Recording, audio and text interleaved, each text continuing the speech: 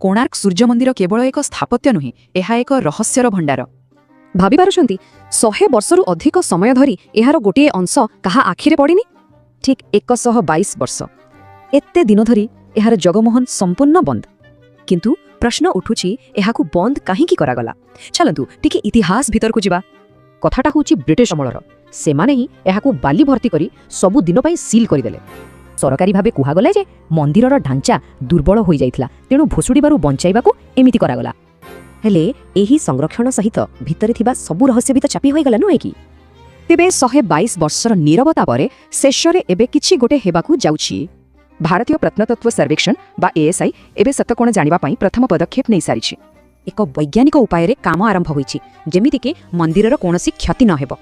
भाबंतु पाखापाखि 13.5 metre भितरु बालीर नमूना बाहर करा जाइछि। एहा एक ऐतिहासिक मुहूर्त, कारण 1903 परे प्रथम थर एमिति किछि होईछि। किंतु कहानीर गोटे पट हेला सरकारी तथ्य आ अन्य पटे अछि लोक कथा। एइठी ही इतिहास आ किंबदंती भितरे कथाटा टिके रहस्यमय होई जाउछि। तेबे विशेषज्ञ माने कोन भाबुचंती भितरे कोन थाई पारे? होई तो कोनोसी गुप्त कोठरी, नुआ कारुकार्य किंबा मंदिर निर्माणर किछि नुआ तथ्य। एही अनुसंधान रे वैज्ञानिक परीक्षा उपरे सबुठु बेसी गुरुत्व दिया जाउछि।